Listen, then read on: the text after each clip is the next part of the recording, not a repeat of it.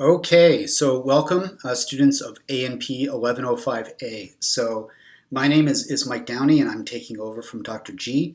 Um, and the way that I'm going to do this is I'm going to follow the syllabus pretty closely. And so what that means is that I'm going to upload lectures every week, 2 lectures every week on the Wednesday.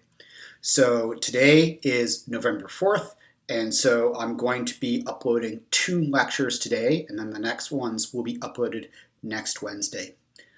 This is actually going to be lecture 1 of 2 lectures that are focused on heart anatomy and a little bit of physiology. These are the last 2 lectures that will be included on the midterm. So you have a midterm coming up again already, I know, on November 19th. And so that will cover the rest of Dr. G's material. And then the only lectures from me that'll be on that midterm are lectures 1 and 2 of the heart. Okay, so that's the 2 lectures that are uploaded today on November 4th. So as I said, my name is Mike Downey. A little bit about me, just very quickly. I did a PhD at University of Toronto. Additional training, that's what a postdoc is, at UCSF in San Francisco. My lab, so like Dr. G, I'm a researcher. My lab is focused on something that's completely different from heart physiology. I study kind of basic biochemistry. We research protein modifications in yeast, cancer cells, and more recently also in bacteria. So really we're doing a little bit of everything. Here's my contact info. So my email address here, the lab is also on Twitter and Instagram. We have a lab website, thedowninglab.org, where you can read about more details of the type of work that we do. Again, completely different from anatomy and physiology. I have a small dog named Jack. Be forewarned, you may hear him come up in the lectures. Sometimes he likes to bark. You may also see him join me in some of the lectures as well. So both my wife and I are working from home. And so if both of us happen to be on Zoom calls or recording lectures or these types of things, then often one of us has to hold him to make sure that he's not going crazy. But just be forewarned, he might make an appearance or 2 throughout these lectures. Hopefully that's okay. So today's lecture is going to be focused on the heart. So this is kind of this general schematic of the heart. This is part of a broader picture, and so over the next bunch of lectures that I give, you're going to be learning about the heart, the blood vessels, and then eventually we're going to learn about lung physiology as well. Okay, and really this is all about how blood is oxygenated and where that oxygenated blood gets to where it has to go. Okay, so down to your tissues. That's really the main focus of my sections of this course. So at the beginning of each section, I'm going to describe kind of the learning objectives. Here, we're really going to be focusing on 1 to 4 here, and we might get a little bit into the electrical properties of the heart as well. But really, we're going to be focusing in this first lecture on anatomy and physiology. Anything that we don't cover, we'll cover in the next lecture as well. You'll see that I'm actually going to do the lectures in one big chunk rather than smaller pieces of the same lecture. So this is all based on Chapter 18. You'll see that I follow Chapter 18 of the textbook pretty closely, and I'll also point out some outside resources that might be of use to you along the way. Okay, so what is the heart? The heart in its most simple terms is a pump, or rather a double pump. So 2 side-by-side pumps within one organ. And so you have the right side and the left side. So the right side of the heart is receiving blood from your tissues, and this is going to be oxygen poor, so no oxygen. It's the job of that right side of the heart to pump that to the lungs, drop off carbon dioxide bad, oxygen comes in, oxygen good, and the left side is going to then take that oxygenated blood and pump it to the systemic circuit. Systemic circuit simply means the body, the rest of the body. Okay, so the heart is a double pump, side-by-side pumps in one organ. Size and location, it's about the size of your fist, less than a pound, so obviously that's going to depend on how big you are. It's located in what we call the mediastinum. This is just the space between your lungs, okay? We'll learn what some of these terms mean when we talk about the lung section. Okay, so this will be in a few weeks here. It's on the superior surface of the diaphragm, so we'll also talk later about the diaphragm. The diaphragm is involved in breathing, so it sits above that. It's anterior to the vertical column. What does that mean? It's in front of your spinal cord. That should not be a surprise to you. And it's posterior to the sternum. So sternum is this piece of bone here on your rib cage, often called the breastplate. Some hearts are bigger than others. So this is a heart of a blue whale. It's very big. You can see that it is the size of a small car. Okay, so you could actually probably crawl through some of these larger vessels in there. Right, and so one other thing that I wanted to point out is this thing called the apex of the heart. This often comes up when people are trying to orient students to various features in the heart. It's important to note that it's a little bit counterintuitive, and so the apex actually points down into the left. Usually we think of an apex as something that's focused upwards. Okay, so apex of the heart is down and to the left. Now, kind of the gross anatomy of the heart, there's three layers to the heart. There's the pericardium, which is the outer layer, myocardium, which is the inner layer, and the endocardium, which is the most inner layer, and that is consistent or continuous with the blood vessels. Okay.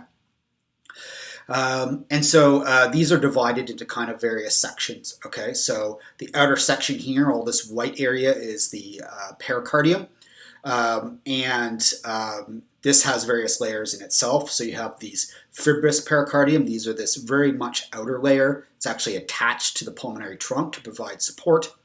You have what's called the parietal layer of the serous pericardium. That's this little thin membrane here. There's a space called the pericardial cavity, and then there's something called the epicardium. So all of this is that outer layer of the heart. Myocardium is the thickest layer of the heart. Myo means muscle, so this is the area that is doing all of the work. And then you have the endocardium. The endocardium is actually the very inner layer of the heart, and this is going to be continuous with your blood vessels. Heart chamber is just where the blood goes. So just in a little bit more detail, this very much outer area of the heart, talking here about the pericardium. The outside area is called the fibrous pericardium. This is really going to perform three functions. One, it's going to protect the heart. It's going to anchor the heart. So I showed that it's actually attached to some of those large blood vessels. It's also going to prevent overfilling of the heart. Obviously, that's something that's very important. Then you have basically, so that we can consider in this different diagram here, this outer area, which is green. And then you have the serous pericardium. This is basically the sac that is surrounding your heart. So there's one outside area called the parietal layer, and then there's the visceral layer. And then there's a space between them, and that space is called the pericardium, or the pericardial space. This is actually filled with fluid, okay? And that fluid actually helps prevent friction when your heart is moving around inside of your body. The middle area, again, myocardium. This is the bulk of the mass of the heart. This is made up of cardiac muscle. So Dr. G talked a bit about muscle. We're going to learn a little bit about some of the more specialized properties of cardiac muscle cells towards the end of this lecture. So this has really kind of a branching structure of the myocardium. This has three functions, the branching. The first is that it really kind of reinforces and anchors that muscle. It provides support for some of the very large vessels like the aorta, for example, and we're going to talk about that. And then it's also important for the spreading of electrical current, and this is part of what we call the intrinsic conduction system. And we'll touch on this a little bit at the end of the lecture today, but we will learn even more about it in the next lecture. Endocardium, pretty simple. The endocardium is basically just the inner layer of the heart, okay? And so we're talking about this layer right here. And as I mentioned, that's actually continuous with the blood vessels that are both entering and leaving the heart, okay? And that should make some sense to you. Heart chamber, again, that's where the blood goes. So you'll see me use this diagram a lot here. This just shows some of these other features of kind of the interior of the heart. Okay, and so the first thing that I'll point out to you is the myocardium, and so this is this muscly area here. Okay, and so again, you can see that this makes up the bulk of the heart. You have these kind of different features, and so the other thing I'll point out are the atria and the ventricles, and so these are the atria, 1, 2, the ventricles, 1 and 2. Okay, so blood is always going to flow from the atria into the ventricle. So this is the left side of the heart. This is the right side of the heart. Again, don't get confused. We're always going to be looking from the patient's perspective. And so you have blood always flowing from here to here or here to here. Okay, and so again, we're going to go through all this in more detail, but some other features between each chamber, the atria and the ventricle. Atria, ventricle, you have valves. Okay, so these valves will regulate the flow of blood. You have the aorta. The aorta is carrying blood from the heart to the rest of the body. And so you have what's called the ascending aorta and the descending aorta. For this diagram, anything that's colored in red is taking blood away from the heart. Anything that's colored in blue is bringing blood towards the heart. Okay, and so here you have what are called the superior and inferior vena cava, and so what happens is blood goes in to the this would be the right atria from the superior and inferior vena cava. The blood is then going to go through this valve into the right ventricle. Then the right ventricle is going to send it through these pulmonary arteries. And the pulmonary arteries are going to send it to the lungs.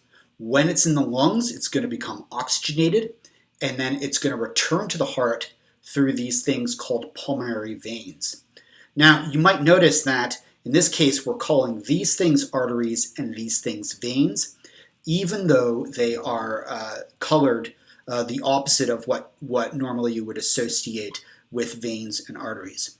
The definition of a vein and an artery is determined by its direction to or from the heart.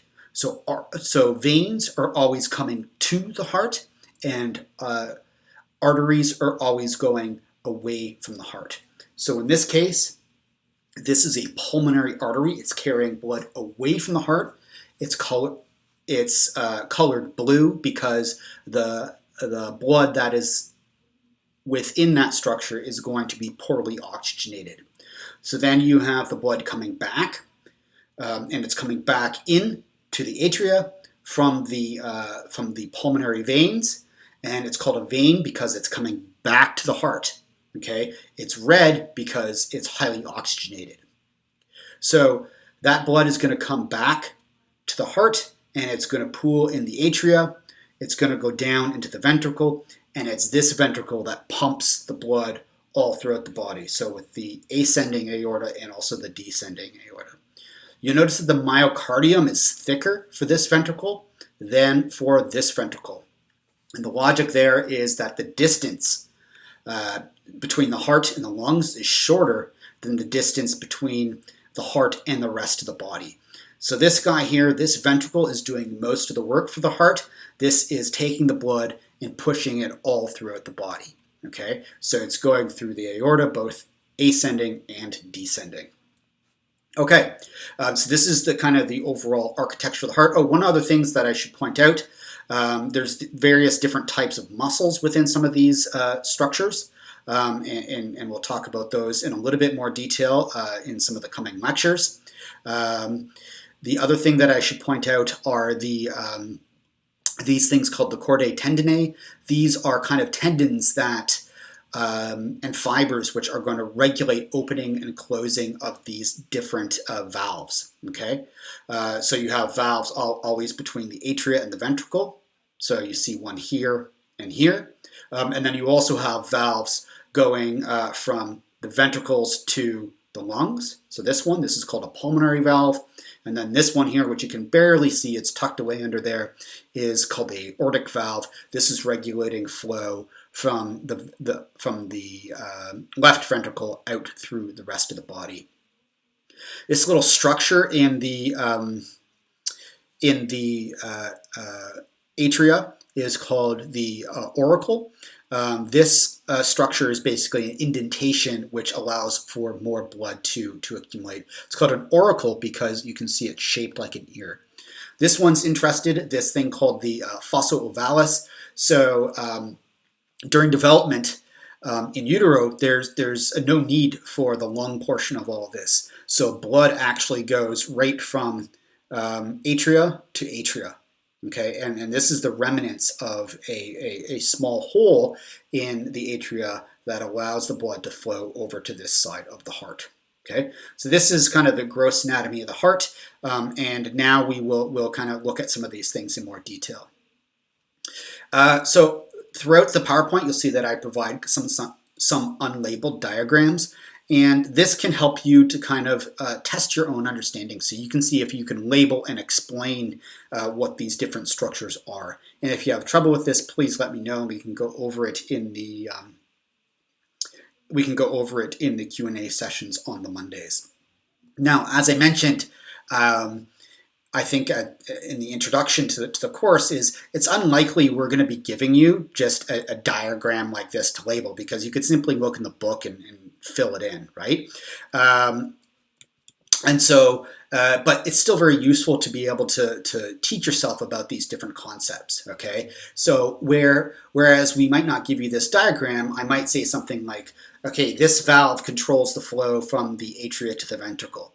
And by being able to label this diagram, you'll know that it's this valve I'm talking about here, which we're also going to talk about in more detail.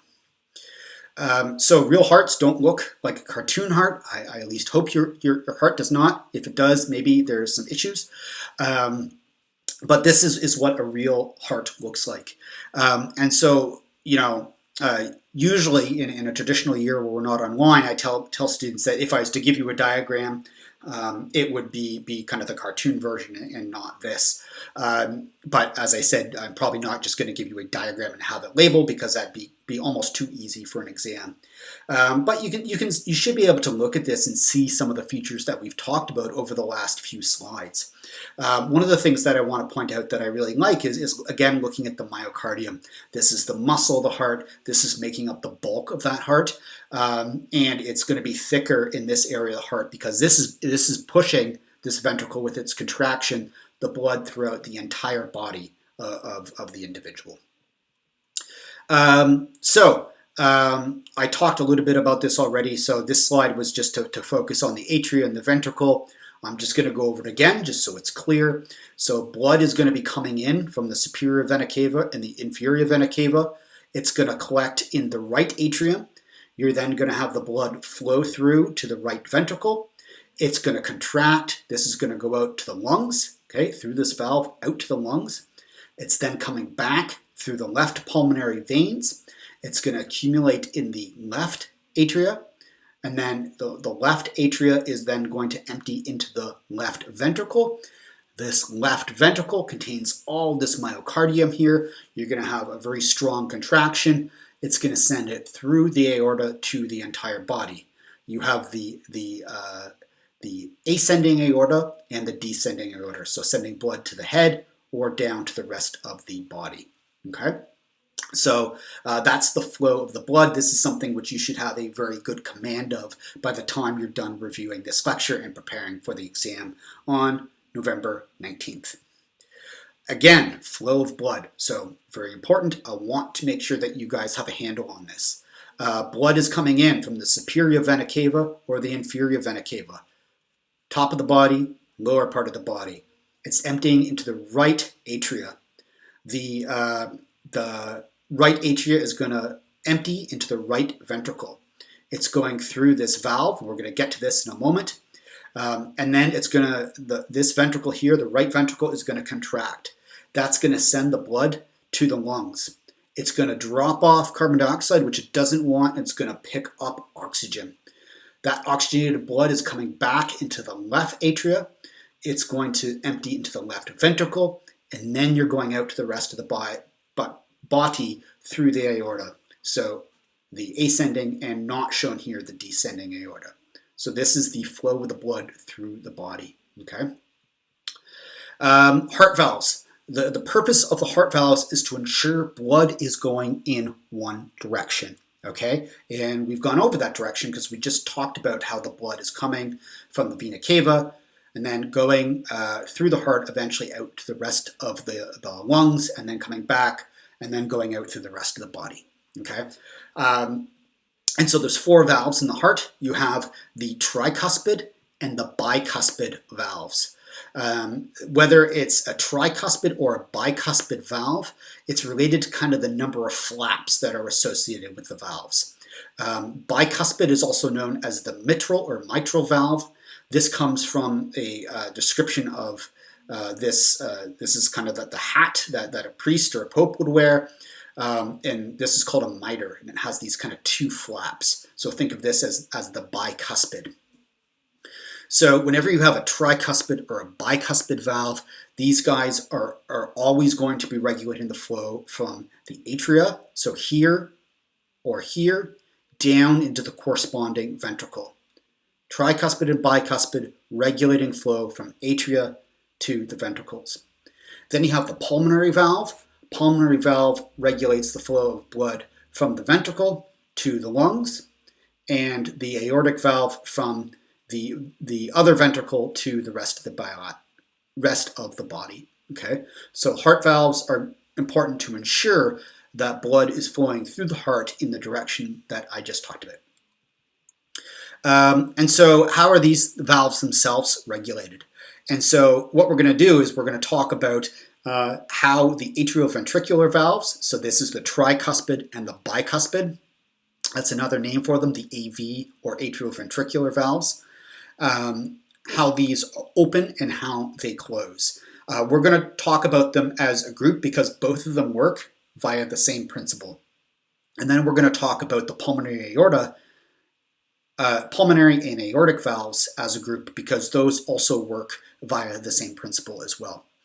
And so for AV valve, what happens is that you have the blood coming back from the vena cava, the rest of the body, and basically it's the accumulation of blood in this chamber which is going to put pressure on the valve, and then when that pressure accumulates to a high enough level, the valve is just going to open. Okay, so as the ventricle opens, the blood is then going to be delivered into this ventricle. Okay, so that is how these valves open. It's simply a pressure gate. You have blood which accumulates. Once it accumulates to high enough level within the atria, so here, but also here, again, these are regulated in the same way, then the valve is going to open and blood will begin to accumulate. So how is the valve actually going to close? The valve closes with contraction of the ventricle. So the ventricle will contract and it's going to send blood either through here or through here, depending on what side of the heart that you're talking about. And when that happens, it's going to put pressure on the other side, the cusp of the valve, and that is going to force it closed. And it's these tendons here, the chordae tendineae, which are going to prevent the valve from inverting back into the atrial chamber, which is something we don't want. So that is AV valve opening and AV valve closing. This is true for the AV valve regulating flow of blood from the atria to the ventricle on both the right side and on the left side of the heart. So both are the same in this scenario. Okay. So now we're going to look at the opening and closing of the semilunar valves. Semilunar valves are just another name for those pulmonary and the aortic valves. And again, both of these are operating via kind of a similar mechanism. And here they open basically by being forced open. And so if you think about what's going on this side of the heart, you're going to have contraction of the heart. The blood is going to be forced through this valve. And so you can think of it kind of like a cowboy busting into a saloon. You have these flaps which are basically going to bust open with the pressure of the blood. Okay, so that's how both of those are opening. They're closing simply by, once the heart relaxes, blood flows back, catches this cusp, and the valve will close. So opening via the pressure, barging into the slough, and then you can think of closing as simply swinging back. Okay, so that is how the semilunar valves are going to be closed. Heart sounds. Heart sounds are associated with the opening, or sorry, not the opening, but the closing of the valves. Okay, the opening of the valves does not make any sound. The first sound of your heartbeat that you hear, this is going to be the closing of the atrioventricular valves. Okay, so this is the closing of the valves that are between the atria and the ventricle. And as these close, it's going to make a sound. That's the lub dub of the heart. And the second sound is going to be the closing of the semilunar valve. So the semilunar valves are those valves going between the ventricles and either the pulmonary circuit or the systemic circuit. And so the pause between those is then going to be the relaxation of the heart between those, between the contraction. Okay, and that's going to be the heart relaxation. So again, no sound associated with opening of the valves. All the sounds are associated with the closing of the valves. The first is the atrioventricular valves, and the second is the semilunar valves. So semilunar is consisting of the pulmonary and the aortic valves. And so this actually parallels what we saw with the flow of blood. Okay, so if you think about how blood flows through the heart, which valves are used first, then you should be able to figure out which sounds are happening first and which are happening second. Okay.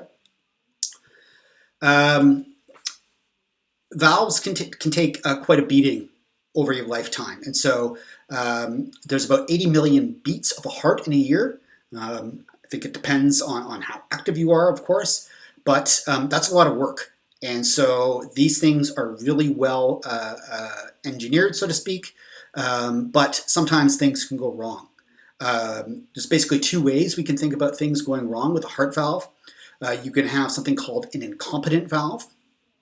An incompetent valve is when the blood basically flows backwards into the original chamber. So if you think about the AV valve, for example, it could be blood that flows back into the atria. And the reason this is a problem is that your heart will have to pump the same blood over and over and over again. And obviously this can be quite tiring. It takes a lot of extra energy, okay? That's what we refer to as an incompetent valve. You then have something different called valvular stenosis. This is kind of the opposite. This is a hardening of the valve, and so that it's kind of a constricted opening. It doesn't open very well. And in this case, you need to be pushing the blood even harder to push it through a small space. Okay. Often this is actually associated with a clicking sound within listening to the heart through a stethoscope. Defective valves can be replaced. It used to be replaced with animal or cadaver valves. More recently, mechanical valves or synthetic valves can be used. When we talk about the heart, we talk about it having two different systems. And I've alluded to this as I've been going over things here, but I wanted to show things a little bit more formally. And so you have the first circuit that's involved in dropping off carbon dioxide and picking up oxygen. This is called the pulmonary circuit. Why pulmonary? Because it has to do with the lungs. And so you have blood coming back. So we're going over this again here. Blood coming back from the superior vena cava and the inferior vena cava. It's going to pool in this the right atria. It's going to put pressure on this valve. The valve is going to open. It's going to open into the right ventricle. The ventricle is going to contract. That's going to send the blood through to the lungs. When it's in the lungs, it's going to drop off its carbon dioxide and it's going to pick up oxygen. So this is this first part of the circuit that we've already talked about. This is known as the pulmonary circuit. when we talk about the heart being a double pump, this is the first part of that pump. Okay. The second one then is going to be the systemic circuit. So systemic, going out to the rest of the body. It's accumulating in the atria, flowing down into the ventricle. So again, that valve is going to operate based on a pressure system. When the ventricle contracts, the valve is going to close and the blood is going to go through to the rest of the body. And so when you're studying this, make sure you know kind of the direction the blood is flowing and also kind of the valves that it goes through in each scenario. This is the systemic circuit because it's going out through to the rest of the body. And when it's in the rest of the body, it's going to be dropping off oxygen and it's going to be picking up carbon dioxide. Okay, so two circuits, double pump, pulmonary means lungs, systemic means the rest of the body. Okay, so if you didn't like that diagram that I showed here, you can break it up and think about these circuits individually. So I won't go over this again, but you should be able to explain this to yourself as you're studying. So pulmonary circuit is going out to the lungs, systemic circuit is going out through to the rest of the body. The important thing to note is that these two systems in the heart are operating at the same time. And so as you're sending blood out to the lungs, as that ventricle on the right side of the heart is contracting, the ventricle on the other side of the heart that's sending things out to the systemic system, this is also contracting. So it's not like you have one ventricle contract and then the other one contract. They contract at the same time. Okay, and so, well, one side of the heart is dealing with one population of blood. The other side, the systemic side, is dealing with a population of blood that's just recently come back from the lungs. Okay, so the heart is not operating one side at the time, it's operating both sides at the same time. Something very important to realize. Coronary arteries. So the heart is a selfish organ. And so the heart, we showed previously that it has this very thick muscle called the myocardium. The myocardium is muscle. This requires oxygen just like any other tissue. The heart is greedy. It always makes sure that it gets its oxygen first. And so you have the coronary artery system. This is the vasculature or the arteries that ensure that the heart is going to get its oxygen right after it's pumped to the body. And so you have the coronary artery coming right off the aorta. So blood is going to leave before it even gets anywhere else. The heart is going to siphon off some of that blood and send it to the various muscles. Okay, and so the coronary arteries are what feeds that myocardium, giving it the oxygen and allowing it to contract. And so the coronary arteries, you may have heard of these previously in the concept of a coronary heart attack.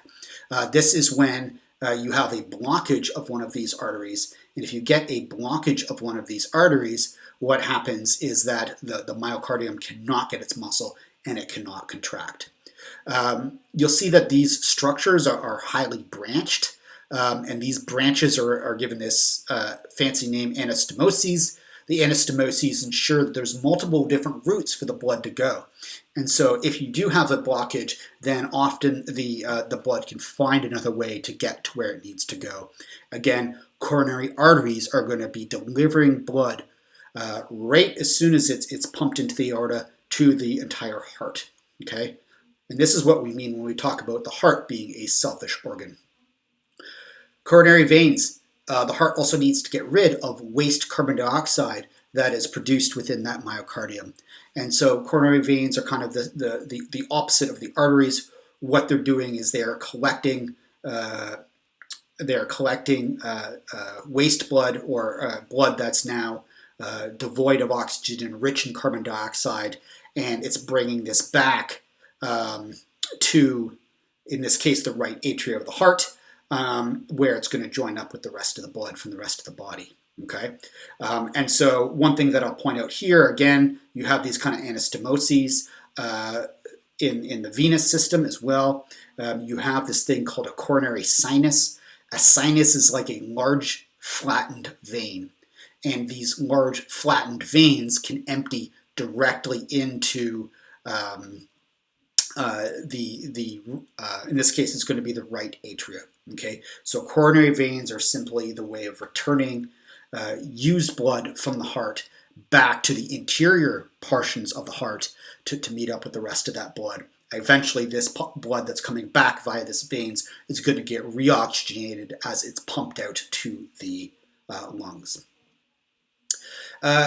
So Dr. G talked quite a bit to you about different types of muscle. When we talk about cardiac muscle, there's a few properties that I want you to think about. First of all, cardiac muscle is branched. And so we talked about branching cardiac muscle being important for providing stability of the heart. We also talked about it being important for conduction of electrical signals, and we'll talk about that in a bit. It's considered to be striated and involuntary, and so this makes sense because you don't have to think about your heart beating each time it actually does, and that's probably a good thing. There's other properties of cardiac muscle that you should focus on. This is table 18.1. And please take a look at this in more detail. There's three things that I'll highlight here. First of all, and this is comparing skeletal muscle to cardiac muscle. One kind of major difference is that cardiac muscle is all contracting as a unit. And so you don't have one part of the heart contracting before another. Either everything's going to go or nothing at all. Okay, and this allows you to have that synchrony of your heart beating. And so often we refer to this as the heart contracting as a unit, or something that we call a functional syncytium. Okay, and there's structures called gap junctions, which I'll point out, that are important to make this happen. There's something called pacemaker cells that set the rhythm at which the heart beats, and we're going to talk about those in the next lecture as well.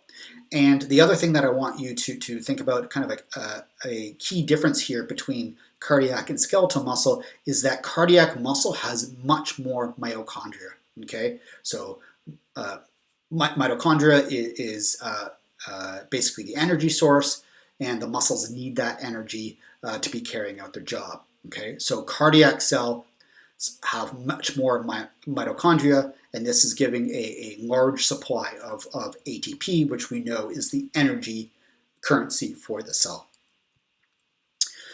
So this is the kind of what these muscles cells of the cardiac tissue look like on a microscopic level. So again, you can see these kind of branching structures. You can see they have kind of a mononucleus. And there's these things called intercalated discs. Intercalated discs have basically two structures that are very important for properties of the heart that you need to know. The first are these gap junctions. So basically spaces between the different cells that allow things like ions and other things to move between cells. This is very important to allow the heart to contract as a single unit. So intercalated discs, one of the things that's in an intercalated disc is the gap junction. The other thing that's in the gap junction are these things called desmosomes, and these actually provide support to prevent those myocytes or cardiac cells from pulling apart from each other. And this is just an alternative view, okay? And so here's some of the connections of these desmosomes here. So you have these support things here. There's also various signaling molecules that can go between the two different cells within these intercalated discs. Okay, so let's just go back and review very quickly three main differences between cardiac muscle and skeletal muscle. One, cardiac muscle is going to contract as a unit. This is because of these things called gap junctions that allow ions to flow between different myocytes. There's pacemaker cells within cardiac muscles. This is important for what we call the intrinsic conduction system, and we're going to talk more about that in the next lecture. And then you have the supply of ATP is driven by just a huge amount of mitochondria within the cardiac muscle. Okay. So there are two types of myocytes. There are contractile cells, These are kind of basically your standard types of cells that you think of when you're thinking of contraction. So these are what's doing most of the work. Okay, so when you learned all about the properties of muscle cells, that's what's going on here. You also have these things called pacemaker cells. Pacemaker cells undergo spontaneous depolarization, and this means that they are self-excitable. Okay, so you do not need input into the heart in order to for the heart to beat. Okay, and this is something that's very much in contrast to skeletal muscle fibers. So two types of myocytes or cardiac muscle cells. Contractile, that's most of them. These are responsible for the bulk of the work. And they're basically at the mercy of these pacemaker cells that are setting that standard beat of the heart.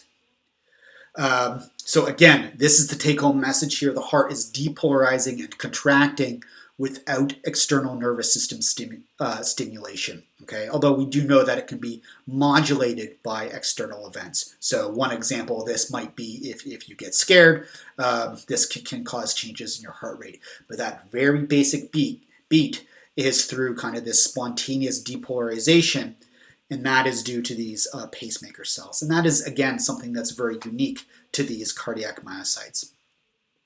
And so these cardiac myocytes, these are making up the intrinsic conduction system of the heart. And so, or at least they're a very important part of it. So this is these kind of network of these cells, which are not doing much contracting, but basically they're undergoing this spontaneous depolarization. Okay, and we can think of this as also being autorhythmic. So where are these cells localized? So if this is our diagram of the heart, so again, remember this is going to be your right side of the heart. This is going to be the left side of the heart. Remember this very thick myocardium. It's thicker here because contraction of this side is sending the blood to the rest of the body, whereas this side is thinner because it just sends it to the lungs. So most of the contractile cells are going to be found in this myocardium here. Okay, the pacemaker cells are kind of found in this network that goes throughout the cell. Most of them are concentrated in this area called the SA node.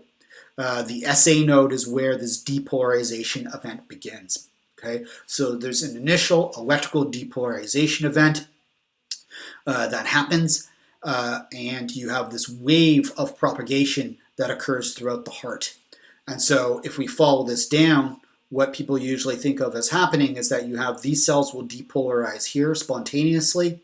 You will have electrical current that's passed along to something called the AV node.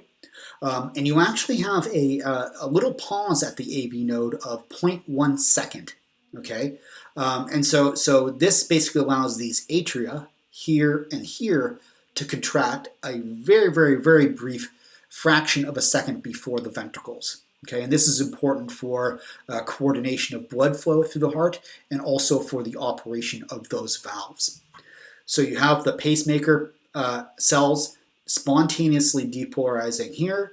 You have the current will travel down to the AV node, and then basically it's propagated throughout the different types of cells. So it goes through what's called the AV bundles, and then eventually into smaller areas that are called bundle branches, and at the smallest ones, they're actually called Purkinje fibers.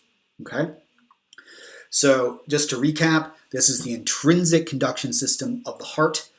This is made up of non-contractile cells. Where are those contractile cells? They're actually in the myocardium. We're talking about a second group of cells that are unique to cardiac muscle that are self-depolarizing. Self-depolarizing means that it doesn't need external input in order to be stimulated. And so the heart is going to beat on its own. And so most of those cells are going to be concentrated in this area of the right atria, which is called the SA node. The SA node is going to be propagated down to the AV node, and then it's going to go through to the rest of the heart. The little bit of a time gap between the SA node and the AV node, that's what allows the atria and the ventricles to contract at a little bit of a different time. Okay, so the atria are a very small fraction of a second ahead of the ventricle. Despite this, we still consider the heart to contract as a unit. Okay, so if there's a question on an exam that says, does the heart contract as a single unit? The answer is yes. And this is despite the fact that there's this very, very, very small pause here as we go from the atria into the ventricle. Okay, and that SA node, this is referred to as the pacemaker of the cell. This is setting your basic heart rate. And so the key here is that this action potential is initiated by these pacemaker cells. Okay, and so basically you're going to have this pacemaker potential which is occurring in these cells, and this is due to something that we call a very slow depolarization of the cells. And so this is due to opening of sodium and closing of potassium channels. And this is basically something that's going to happen on its own. Okay, and so this is why these cells are so unique. This is going to trigger a full action potential, and then you're going to have a repolarization, and the repolarization is due to the work of calcium channels and potassium channels. Okay, and so specifically you have those calcium channels are inactivating, and the potassium channels are going to be opening. And so I'm actually not too interested that you know the details of these individual ions at this point. What I want you to focus on is actually the purpose of this depolarization. So the purpose of this depolarization is simply to ensure that the heart is able to beat on its own. Okay, so this is called a pacemaker potential, and it is very important for that intrinsic conduction system of the heart. Review this 1, 2, 3 here. But the focus is not going to be on what those individual ions are doing. Okay. Okay, so summary today, the first lecture, we've learned about kind of the structure of the heart. I spent a lot of time focused on how blood flows through the heart and the path that it takes through the heart. We then looked at kind of some of the more details of the structure and the functions of cardiac cells, why those cardiac cells are different.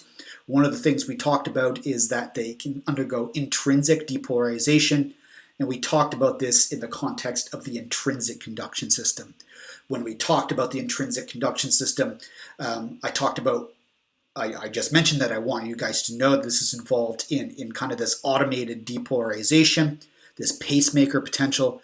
I mentioned that I'm not so interested that you know the individual details of the ions for those channels. Now, Dr. G might have you know some details for the things that he talked about, so be warned about that. So in the next lecture here, I guess not next class, but next lecture, we're going to look more at kind of these electrical properties and how they're coordinated with the action of the heart as a pump. The other thing that I want to mention is that if you have questions, please feel free to email me at any time, although we are going to have that Q&A section on Monday as well. In the next set of slides, you'll see that I have some sample kind of questions similar to what might appear on an exam. And what I'd like for you guys to do is to go over those answers yourself. And we'll also go through some of them during the Q&A session if you have further questions. So that's it for this lecture, and I'll see you again for lecture 14.